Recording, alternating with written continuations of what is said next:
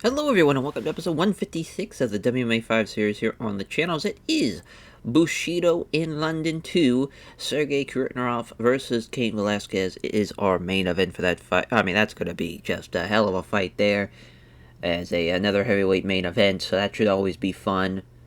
There's a Derek Lewis negotiation here, though. I hope that we still... Oh, that's right, he is a part of the UFC right now. Well, let's just try to steal him real quick. The Black Beast, of course, we gotta have.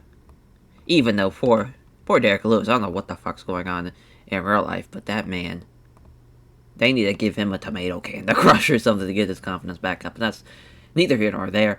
But yeah, for this main event, that's a major main event for Sergey and for Cain Velasquez as well, because this could really potentially be a number one contendership fight for the heavyweight title there against Big Ben Rothwell, which, I mean, that's going to be a fun-ass fight either way, depending on how that plays out.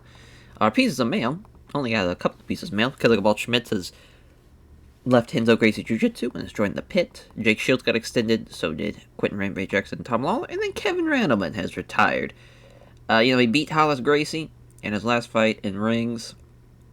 It's a shame that he never got it clicking for us in Pride FC, but he had some fun-ass fights, though, looking at the ratings there. Just sucks, man. Fucking sucks. When he signed him off of, being the UFC heavyweight champion, he wins his debut as the Pride heavyweight champion, and then loses the Ice Cold Igor, and there starts that run. And taking on Big Nog, Josh Burnett, and Pete Williams is crazy, though. Like, those are obviously all top 5 heavyweights in the world.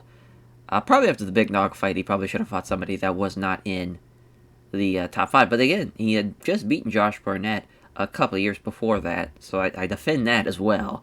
And he had beaten Pete Williams, too. That was before the mod, though, so I guess there is that. A tough break. Tough break to start off like that, and he never really got it back together again, unfortunately. At least he won in his last fight, and, just as far as, obviously, much love for Kevin Randleman, and just sucks that in this mod it did not work out for him. But maybe down the road, when we have another save featuring Kevin Randleman, maybe he'll do a lot better than that. We can hope. We can only hope. Let's get on with the show here. We talked about the main event already. So the co-main event, though, Fabio Maldonado versus Amir Soloff. That could be a main event anywhere else in the world, to be honest. And Rosie Sexton versus Valerie there. It's a women's contest. Both weighed in. Or as far as, it's a huge weight disadvantage for Valerie there. Same thing for the Adriana Jenkins and Roxanne Modafferi matchup, and she's given up at least 20 pounds in that fight as well. So that's going to be tough. They should have probably faced each other, Valerie and Roxanne Modafferi, then Adriana Jenkins and Rosie Sexton, but that's fine.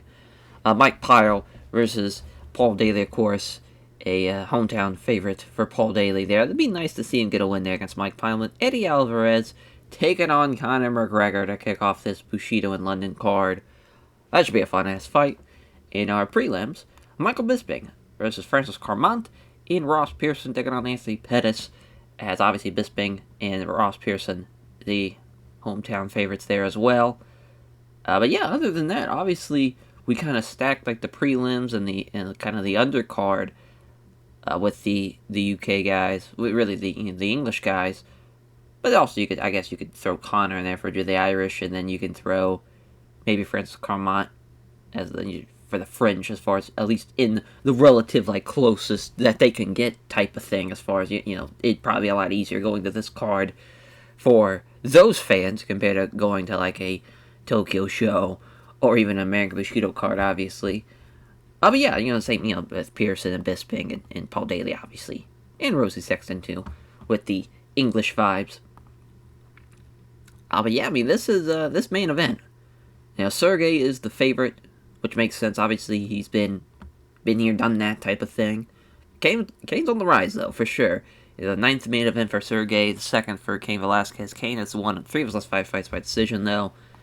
And Sergey, coming in with a loss over to, Ben Rothwell at Shockwave. It's been a long time since he stepped back into the ring here. Obviously, he had 3 fights in 2009 and 2 in 2008. This is going to be the first time in a while. He's only going to have potentially 2 fights, maybe 1 fight in the calendar year. But here's a man who's beaten just about everybody. Even as far as the loss to Ben Rothwell, that's probably the only thing that's gonna kind of hang over him, because he probably won't be able to have him another fight again against Ben Rothwell, just the way this is going. But you never know, though. Depending on if that fight is pretty dominant, then definitely we might see the rematch of Shockwave. We shall see. But yeah, Cain Velasquez coming in 9-0, looking for that 10th win. Would be massive. Would be absolutely massive to see. And I just Sergey is such a tough opponent. I think Sergey's a better striker, and yeah, Cain's gonna have a handful, that's for sure. Then Fabio Maldonado and Amar Solioff, two of the best pound-for-pound fighters in the world, 11th and 15th. Both have finished 3 of the last 5 opponents. Maldonado will have a significant weight advantage, and he's, again, the Lurk at that picks, he is the heavy favorite. But Maldonado 8-2, he's only lost to Faircloth and Anderson Silva. That's not bad. Another guy who came up short in the Shockwave, as far as a title fight, getting his next fight here on this card. But yeah, another guy who had a lot of fights in 2009, a lot of fights in 2008. I think being able to rest and recover, buy his time, and come back strong here against Amar Solioff is going to be massive for him.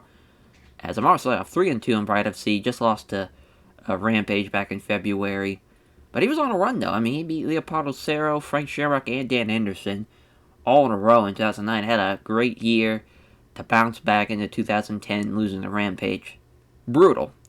Absolutely brutal. He lost to Forrest, obviously, in his debut as well. Middleweight division, obviously, so tough. You have so many talented guys, and it's a crapshoot. It really is. I think even though he's probably the heavy underdog for this, couldn't count him out. I really don't think it's that one-sided. We shall see, though. So Rosie Sexton, Valerie there, as Valerie 6-1. I'll look at staff picks. She is the underdog. Rosie Sexton is the favorite, with the size advantage, and I think, with Rosie, she lost in her debut. I think she'll get the win here. She did debut against Shayna Baszler. That's a tough debut for sure, and I think she's going to be the favorite going into this. Pretty heavy favorite, if I had to guess here, against Valerie, who is 1-1, 6-1 as a whole. She lost to Julia Berzakova, but she did beat Kyoki Takabayashi at the Worldwide 31 show last year in September. So yeah, another person who's waited a long time to get another fight in before the end of the year. Has waited a whole last year for this fight. And, I think Rosie Sexton, though, has the advantage and should get the win there. It's Adriana Jenkins, Roxanne Modafferi. Poor Roxanne Modafferi, though. As far as she should be at least 2-1. Should be. But unfortunately, got screwed over by the judges at Worldwide 24. And, of course, Maya Mikuchi got the win there, at least.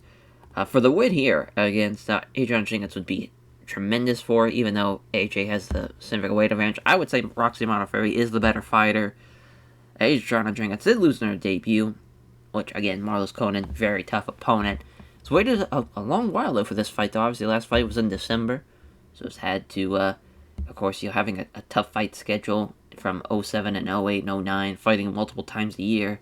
I think it was nice for her to rest and recover, and hopefully be at 100% against Roxanne Modafferi. I'm excited to see how that fight plays out, to be honest. Then Mike Quicksand Pyle, Paul Simtex Daly. Mike Pyle's won since May of 2008, as Paul Daly's finished 4 of his last 5 opponents. Of course, Simtek Daly is looking to make a explosive win here tonight, as, of course, after the Kyle Noak win, he did take his hiatus, so that's why he didn't have a fight in 2009. And then into 2010, losing to Luke Como back in April. So a quick turnaround for him. As for Paul Daly, 7-3, of course, all of his fights being in Pride FC. But he is on a 4-fight win streak, and all have been TKO wins. At least the Robbie Lawler win, this is the last time he beat a ranked opponent. But he's had fantastic fights pretty much the whole time, besides the Dong Yun Kin fight. But we'll see how that fight plays out. That should be a very interesting fight, because I think Mike Pyle, even though he's a Brazilian Jiu-Jitsu background, he'll like to, as far as try to start off slow and just kind of wear and tear Paul Daly. And obviously, Paul Daly's looking to push the fight right out of the gate. So, should be an exciting fight. We'll see how that plays out there as far as from that perspective. And on to the opener here with Conor McGregor and Eddie Alvarez. Obviously, a fight that's happened in real life. It's Conor McGregor with a 5-inch reach advantage, and of course, the betting lines have him as a big favorite to win this one.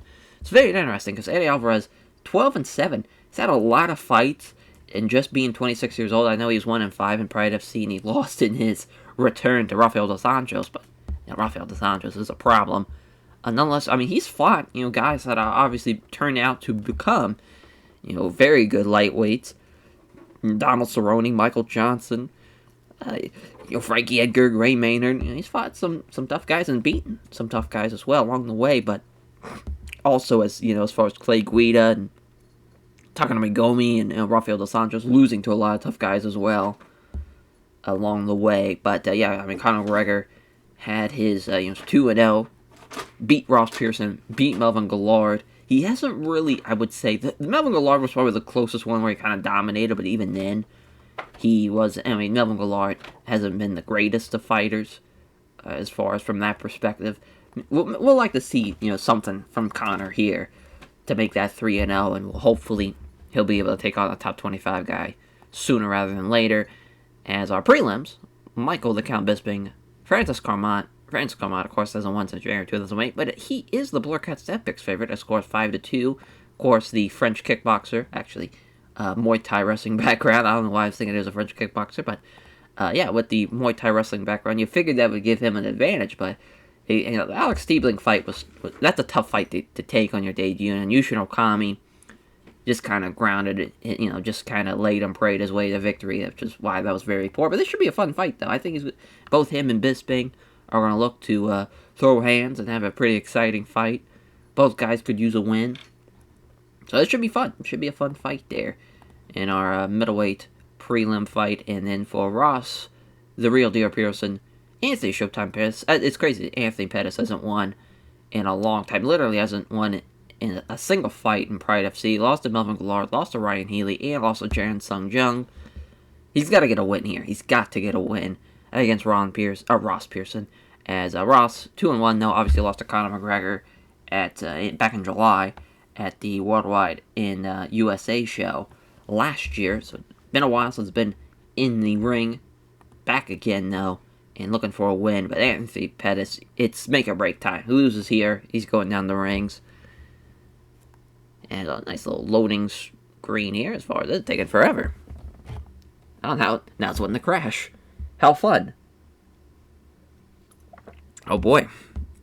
There we go. I was about to say, we might be in some trouble. But yeah, Anthony Pettis, -110, and -110 for Ross Pearson as well, so it is close on the betting lines. Sunderland, England, Milwaukee, Wisconsin. Long way from home is Anthony Pettis here. But Mark Goddard's our referee, ringside judges. Here we go, we are underway. They touch gloves, they move and engage. Pearson hits the left jab, but his right cross is blocked. Manages to connect with only one punch out of a flurry. Doesn't connect with a low kick. As both fighters meet in the center here, as Ross Pearson misses the left jab, but hits the right cross. As now Pettis with the brace of jabs also lands the right hook. They come together and strike. Pearson lands 2 jabs, but finds that his right cross is blocked. Pettis hits a jab and also scores a left kick to the body. The two combatants meet in the center, and they start to strike. Pearson hits a jab, misses the big right hook to the ribs. Pettis lands a left jab, also has his right hand absorbed on the gloves. Both fighters come together and strike. As Pearson counters the right hand with a brace of jabs, followed by a right hook that is ducked. Both fighters come together and strike. There's a 1-2 from Pettis. Pearson, though, scores with a brace of jabs, but misses the big right hand. They meet in the center again. They start to strike. Pettis is off target with a jab, but connects with the right hand. Pearson is off target with a left jab, but hits a good right hand. They come together and strike.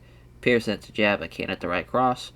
As now Pettis, now with a left jab, and also scores with a stinging right high kick. And he rocks him with that high kick.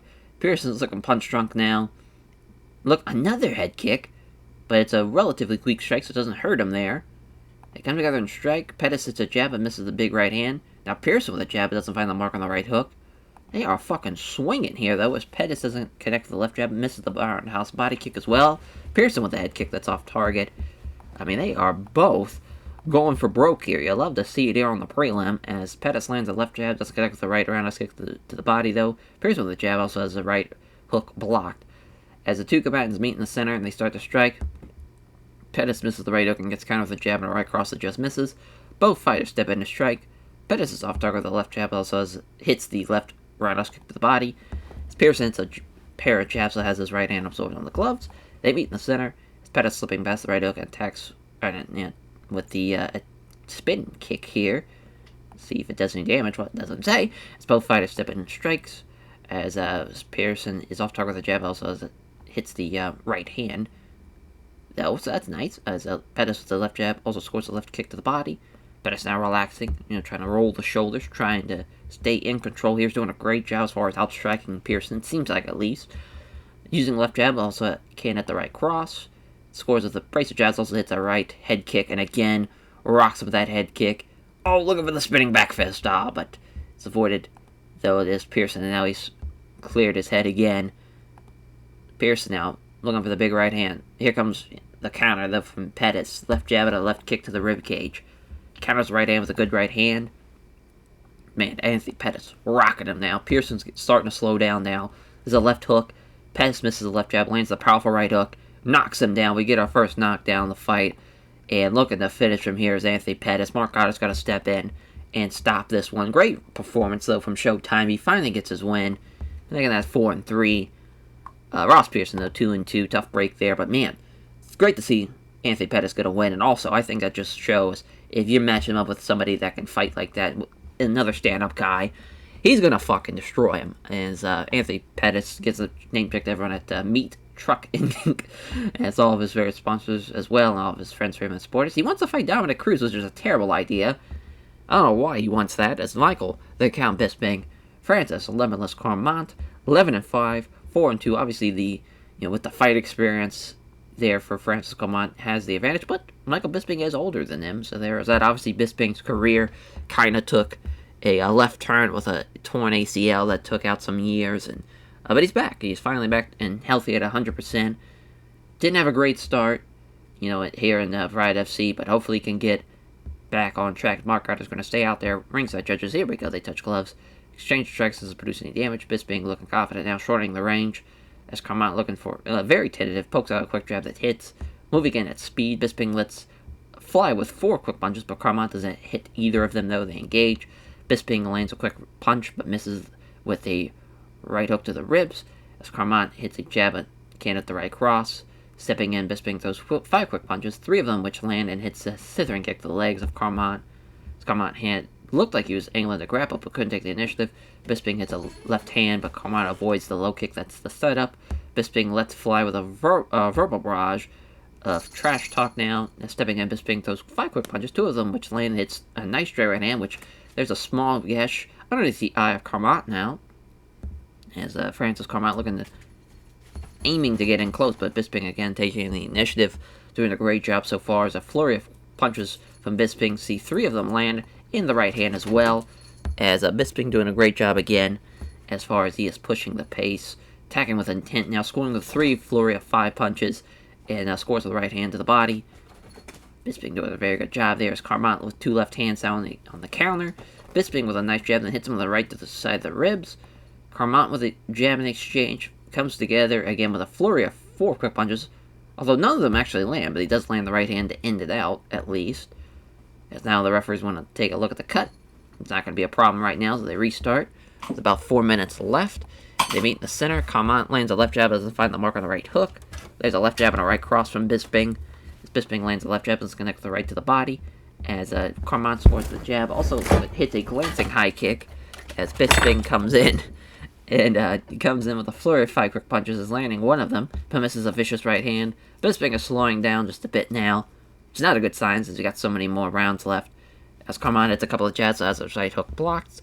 As showing great boxing now, Bisping lands 2 quick jabs, followed by a nice right hook. Bisping comes forward on the attack. Carmont throws a counter jab, doesn't connect.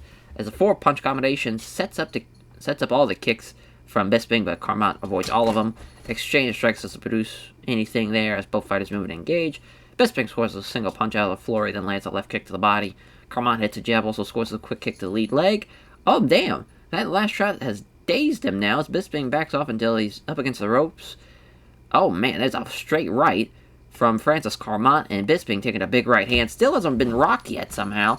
Jesus Christ. He's hurting Bisping, but he has not collapsed. Now, finally, he does with the final second in this fight here in the first round. Will he be able to finish him here? He does. What a win for Francis Carmont. That is incredible, though, that Michael Bisping got rocked like that. It was hanging on for a hot minute, but just could not withstand what Francis Carmont was doing. Incredible stuff. That was a hell of a fight, though. 12th win for Francis Carmont, his first win in Pride FC. Poor Michael Bisping, though, as giving thanks, he praised his team at TriStar Gym, his various sponsors, and all of his sponsors and all of his fans came out to support him. Francis Carmont calls it a fantastic fight. And, career highlights, as he hopes the fans enjoyed it. They most definitely did. Eddie Alvarez and notorious Conor McGregor now onto the main card.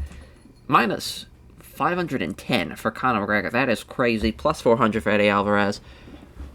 We'll see how this one plays out, though. Yves Levine, the referee, ringside judges, fight begins. As McGregor can't connect with a jab. Lands a low kick, though.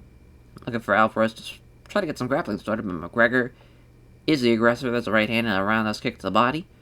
Jab and a nice straight right, left, rather. That lands on, obviously, the southpaw that is McGregor. Can't connect with step strikes. Hits a slithering kick to the legs again. The leg kicks have been fantastic. There's a left jab and a left cross, and he knocks him down. McGregor looking to finish him here, but somehow Alvarez is hanging on, surviving a bone-crunching stomps and kicks, as he's now hit with a sharp kick to the calf. Oh, look at the pull guard now. This is interesting. See what McGregor's going to do on top here. Throwing several small strikes, with just keeping close body-to-body contact. Still small strikes again. Very odd that this is what they went for. Because if I was McGregor, I would have just kept on. I wouldn't even try to go into guard, but Alvarez is already limping slightly. So McGregor pressuring forward. Forwards a jab, is able to move into the pocket. There's a jab and a body kick. Constantly moving forward. That was McGregor pressuring him again. There's a counter left, doesn't connect though. Jab is wide. Lands a low kick to the legs. As exchange strikes happen right in the center of the ring, nothing comes of it. The jab hits home from McGregor and hits Alvarez with the beauty of a straight left. Jab lands from McGregor again, but doesn't hit the leg kick that follows it up. Fails to find his home on a jab and hits a spin kick to the ribs. As McGregor throws a quick punch but doesn't land. Seizing the opportunity, is Alvarez clinching. Alvarez hits McGregor with a knee straight to the body as they grapple. Alvarez tries to wrestle McGregor backwards up against the ropes. Can't manage it though as McGregor fights it off. Alvarez trying to muscle McGregor up against the ropes. Ends up being back against the ropes now. There's a hard foot stomp. Looking for the sweep. As Alvarez does sweep him. Great job by Eddie Alvarez to do something here. But McGregor already pushes his, using his legs to push him out, and the scramble begins. But that was a perfect opportunity for Eddie Alvarez to get side control. So this is a great job here from Eddie to at least get something going to end out the round. Probably isn't enough to obviously win the round, but at least some positives going into the second. Alvarez steps in. Alvarez misses the right cross. Here comes the counter from McGregor. Comes in, hits him with a pair of right jabs, and followed by a right kick to the ribs. There's a right jab and catching him with a left roundhouse kick to the body.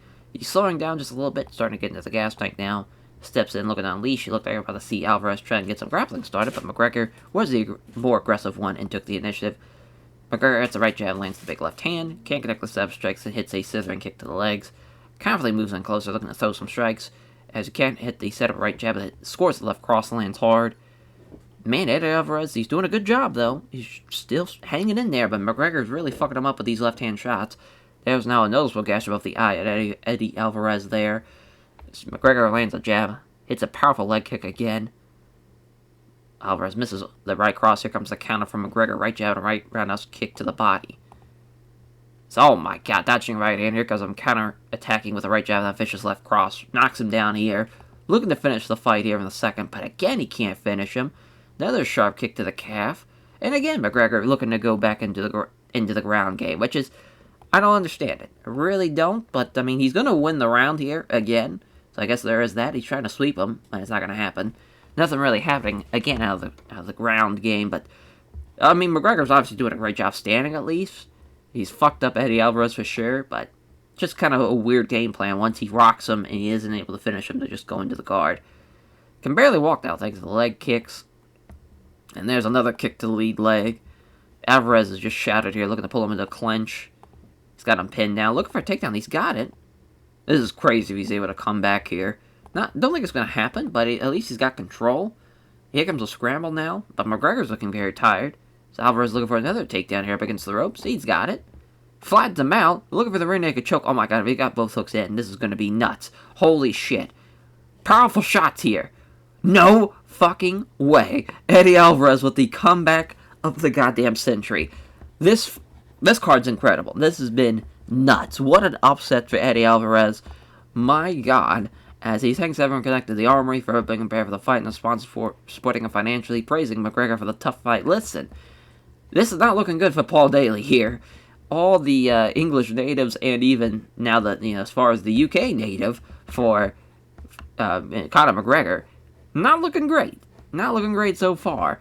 As Paul, Simtex Daly, Mike Quicksand Pile, 15-9, 7-3, Nottingham, England, Las Vegas, Nevada, Grappler versus Kickboxer, AMC Pinkerton, Team Roughhouse for Paul Daly. Mark Goddard against our referee, ringside judges here. Daly fighting in front of a home crowd tonight, gets a big cheer as he makes his entrance. They touch gloves.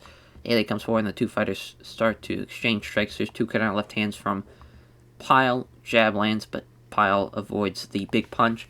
Two left hands exchange from Pile again. So far, Mike Paul's been landing strikes. Another left hand. Paul Daly's not able to land shit here. Counter left hand from Pile again.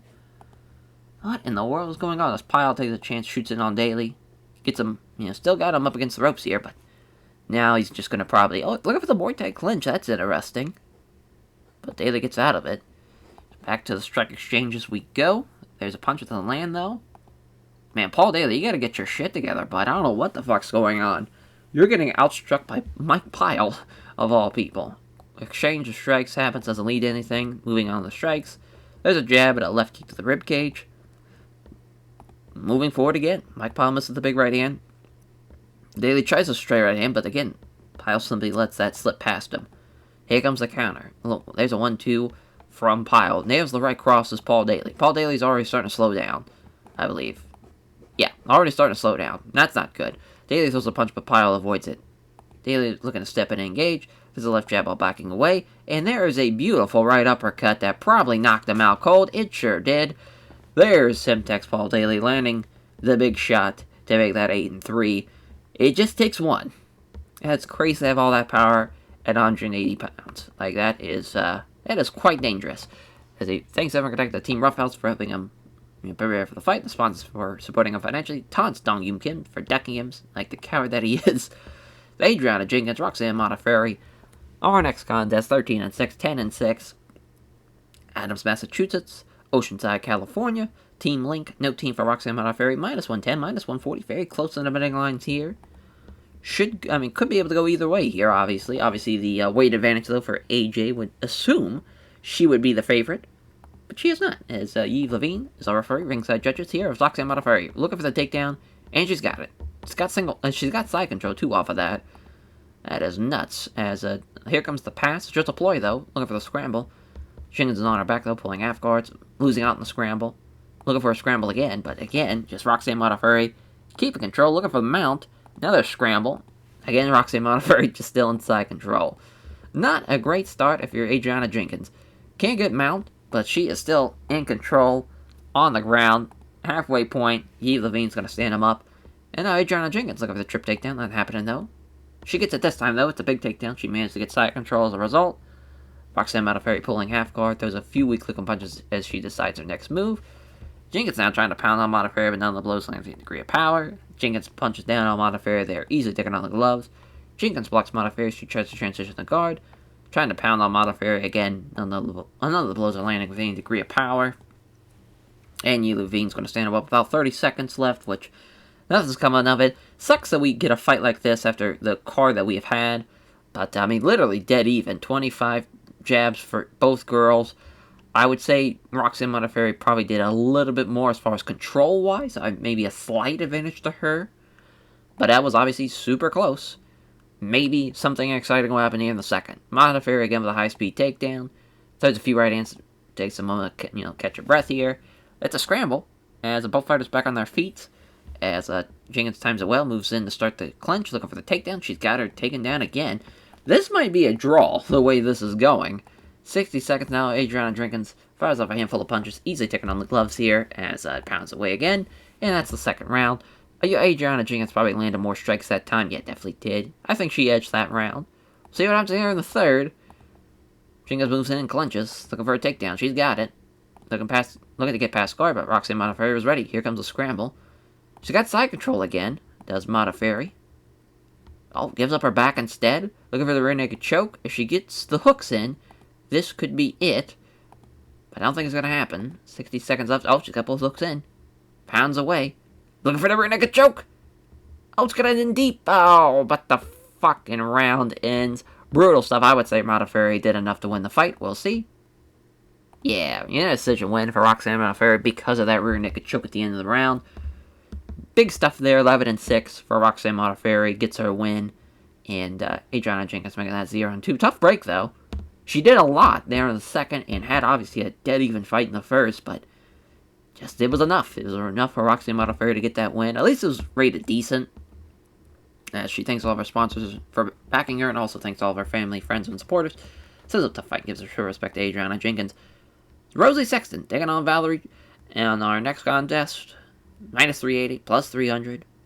Kickboxing, Jiu-Jitsu, Taekwondo background for Rosie Sexton, Manchester, England. Montreal, Quebec, Canada. She is taller, but she weighs less. It's Valerie there, older, and more fight experience for Rosie Sexton. Eve Levine staying out there as our ringside judges. Fight begins. They touch gloves. As Valerie throws a quick 1-2, doesn't land either blow though. And it's a great timing here from Rosie Sexton to get the takedown. She does. Trying to pull Sexton in close, but that's not happening. As there's quick elbows, 3 quick elbows, not much damage, but she's landing them though. Oh, and there's Valerie hitting some punches from the bottom. Good stuff here, doing it again. Punching to the side of the head. Some more short, sharp punches to the side of the face. Really doing a really good job from the bottom. As Eve Levine's going to stand her back up with Rosie Sexton, looking to go right back down with a single leg takedown. It's weird, she gets the takedown, but like Valerie does more damage on the ground. It's very strange, and she's doing more, damage from the bottom. Again, a couple of short punches now. Leans back to avoid him. Vegan's going to stand him up, which Rosie Sexton's going to go right back down. I mean, it's lay and pray, but it's the weirdest lay and pray because literally Valerie's doing a lot of damage on the bottom, but I guess so is Rosie Sexton. 65 strikes, Jesus Christ. 3 for 3 on takedowns. Didn't seem like she landed that many strikes, but she sure fucking did. On to the second round. Oh wow, I'm surprised Rosie Sexton didn't go for the takedown right off the rip, but she's going to just put up against the ropes, put all of her weight on her, looking for the trip. She's got it, and yeah, this is pretty one-sided. Looking for the arm triangle, not happening though. Rosie Sexton keeps her guessing a few quick strikes. Minute left, looking for the Kimura now, not happening though. Would love to see a finish here in this fight, but looks like it's not going to happen. We'll see what happens in the third. Some boos now. The women's contest has not been all that great, unfortunately. As connects to the jab, hits the nice straight right hand that lands hard, though. As Valerie, at least she does something here. To get something to hold her head up high in this fight. Sexton looking for the takedown. She's got it, and that will do it for Valerie. Oh, she's looking for a scramble. And Rosie Sexton's got side control, looking for the armbar, and she applies it, fully applies that, and gets a submission win. Great win for Rosie. As that would be 11-3. Valerie, though, making that 6-2. Tough fight, though. For Valerie, at least she made it tough on her, but just was outclassed here. Outclassed, and there was levels to that fight for sure, and it showed there. As gives a name check that went at SBG Ireland, all of her share sponsors, all of her friends from the sport. It says it was a tough fight and gives her show respect to Valerie there. So our co-main event, Fabio Maldonado taking on Amaro Solioff in a Pride middleweight fight. This is going to be a banger, though. Boxing, jiu-jitsu background, kickboxing background. A long way from home as Fabio Maldonado, from Brazil to London, is pretty impressive. Minus 300 is the favorite, though, as Fabio Maldonado. Mark Otto's referee, ringside judges. As Fabio did weigh in the same as Amaro Solioff, but definitely he's fighting around 215, maybe even 220. Both fighters really tentative, though, so nothing comes of it right off the gate here. Minute left, or minute into the round, rather. Jesus, Solioff hits the jab and misses. Quick 1-2 doesn't hit either of them, though. There's a left-hand exchange. Quick 1-2 doesn't hit either of them, though. Coming forward, looking forward to forcing a strike exchange. Counter left hand. Full Solioff the feet. Lands a left jab. Solioff dodges the big right head kick that follows up. Comes forward looking to force a strike exchange. Fires off a counter jab. Can't connect with the jab. Lands the big right hand. Force exchange of strikes. Solioff tries to hit a jab but misses. Maldonado fails to land any of the strikes in the combination, and with a slithering low kick, initiates exchange strikes. Soleil fires off a counter jab, doesn't connect. Jab is wide and then hits a straight right hand that lands hard. They stand and trade in the center of the ring, but neither fighter gives or takes any real damage. Exchange strikes doesn't produce any damage here. As Maldonado forcing exchange here, constantly trying to pressure Soleil into a strike exchange. There's a counter jab from Soleil. Hits a couple of minor left hands, but Soleil evades the big right to the body. Now Soleil misses the right cross. Here comes Maldonado with a brace of jabs, followed by a high kick that misses. Soleil misses the left hand exchange. Two left hands missing. Soleil steps back to avoid the right to the body.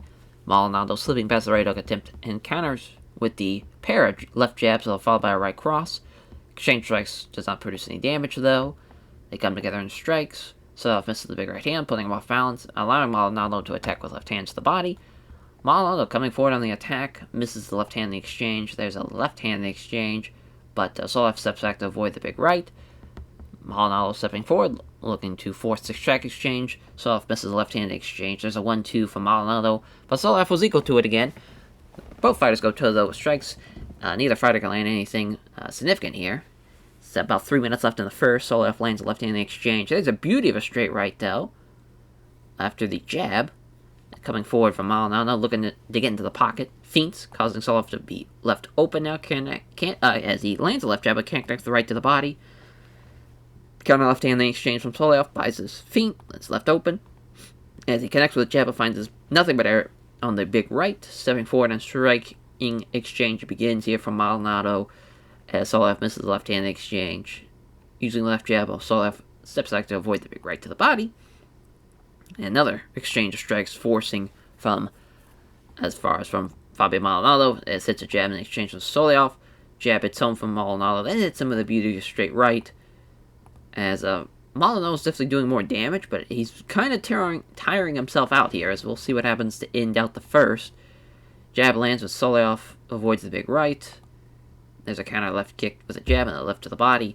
Great first round for Maldonado. Not the greatest of rounds from Soleil, but really as a whole, not a whole lot happened in that first round. Hopefully we get a more exciting second round. Soleil manages to connect with only one punch out of a flurry, but misses the high kick. Doesn't connect with the left jab and nails the right cross. Maldonado relaxing his shoulders now. They go toe-to-toe with strikes. Nothing really comes of it, though. Meeting in the center. Lands the left jab, but hits finds his right cross is blocked. Maldonado hits the jab, also lands the left hook. That is great, though, for Maldonado to land that. Maldonado gets suckered into a feint. Missing the right cross. Here comes the counter. Maldonado attacks the left jab of the right nose. Kicks the body. It's too short. Maldonado is off target with the left jab. Also doesn't connect with the right hand. That's the two punches sail past him now. Head moving, providing to be too good for Soleil. Feints to one side, causing Soleil to react. As Soleil misses the left jab, but connects with the right hand. Both guys landing stuff.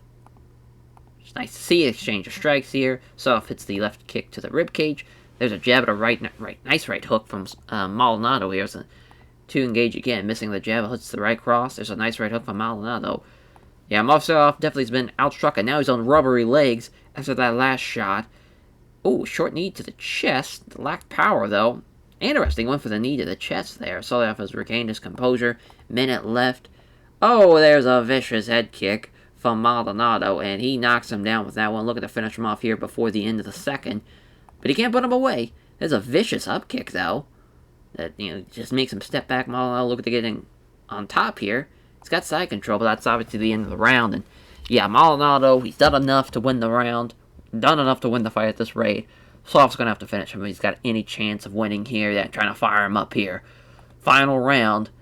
Here we go. As there's a powerful right hook off the counter, and he knocks him out. Boy, tough way to start that round. Fabio Maldonado, what a performance. 22nd victory for him. He's been fantastic. It's crazy that he has been so good and yet has not had the middleweight title, because that middleweight championship reign has always been fantastic. No matter who's the champion, it's been a tough win, nonetheless, depending on if it's Anderson Silva, Murray, Ninja Hua, if it's Chuck Liddell even, you're going to have the best of the best. And, I mean, that's a hell of a win, though. Hell of a win. And he wants Rampage. That'd be a hell of a fight. That would be a hell of a fight. As Fabio Maldonado gives a name check to everyone at WMMA Jiu-Jitsu, all of his various sponsors, all of his friends, family, and supporters. Our main event, Sergey Kurotnerov Cain Velasquez. Can Cain make it 10-0? We shall see. Heavy underdog, though, minus 400, the favorite for Sergey, plus 300 for Cain Velasquez. Both guys with no teams, which is interesting. Sergey's the bigger, as far as height-wise, but Cain Velasquez does have 5 pounds on him. Big John McCarthy, our referee. Man big enough to referee this one. The only man big enough to referee this one. Here we go. They attach gloves. Velasquez stepping in, initiating the strike exchange. There's 2 left hands from Sergey. Damn, stepping in. There's 3 quick punches. One of them which landed, and then hits Sergey with a straight right. Look at this, though, as now Velasquez with a quick punch and lands it, but can't hit the right cross. Lands 3 of the flurry quick punches. Misses the big right hand, though. There's a nice right hook from Sergey. Left jab. Does Velasquez, and now evades the, Sergey, rather, evades the big right. Look at Cain Velasquez go, though. 2 quick jabs, no power behind it at all. From Sergey. Now Velasquez comes in with a flurry of quick punches, all of them. Although none of them land. He does land the right hand, though, unfortunately, after that. Hits the left hand, misses the big right hand that falls up. Now Sergey looking for the takedown. He's got it. Great takedown from Sergey. He keeps him firmly on guard, though. We'll see what Cain can do on the bottom. Haven't really seen Cain Velasquez on the bottom so far. Trying to pass guard. It's a scramble, though. Scramble leaves Velasquez turtle up with Sergey behind him, which he's rocking him with these shots. Takes the opportunity to stand up, but he still has back control. Looking for the takedown. Not happening, though. God damn. And now they return the center. It's crazy. Cain Velasquez held on there. Can't connect with separate strikes and hits the nice straight hand that lands hard to Sergey. Looking confident now, shortening the range. Oh, man, there's a beautiful right uppercut. Knocks him down to Sergey, looking to finish the fight here. He does so. Man, what a performance from Sergey. Looked like it was going to be a tough fight for him in the beginning, but he came back, rocked him there after getting his back, and once they set up, the uppercut was all he needed to knock him down and finish the fight on the ground. Great performance from Sergey. Tough break for Cain Velasquez. I mean, that was a tough fight, but it was a great main event, though, so at least you do have that. He praises skill and toughness, though. That does Cain Velasquez, and he thanks all of his supporters for backing him, and also thanks his family, friends, and supporters. What a main event, though. What a card. I mean, honestly, besides the women's fights, which is tough to say, because that sounds very sexist, but it just is what it is for the main card. Everything else is good to great. Had a hell of a card. 9,000 on hand, a 3 million gate. A lot of guys are going to make a lot of money, though, tonight with the Fight of the Night and the KO of the Night there. We'll get a performance bonus for Roxanne Modafferi and for, Paul Daly. I'm trying to think who else we can... I mean, honestly, Cain Velasquez probably... I don't know if we should give a performance bonus to Sergey since he's getting all that money from the fight and KO of the Night. Just kind of want to sprinkle it to the people that didn't get that chance to win that. I have Francis Carmont too. Kind of want to give it to both guys, to be honest. They were pretty fantastic. See what we get. So I think we still made almost 4 million, but Sergey made $1 million, just a little over $1 million. Fabian Maldonado over 500K. Same thing for Rosie Sexton and Paul Daly and Francis Carmont, Cain Velasquez, Roxanne Modafferi. A lot of people making a shit ton of money tonight. That's awesome to see. Awesome to see there. Thank you all for watching this Bushido in London card. What a main event. What a card as a whole. Very proud of everybody on the card, even though the women's fight didn't deliver. At least they put on a good show. At least, we got to see some finishes, which was fun to see. But some exciting finishes, though, that card. Eddie Alvarez's comeback was crazy. It was just a lot of fun stuff on that card, for sure. As we will catch you guys next time. Take care, everyone.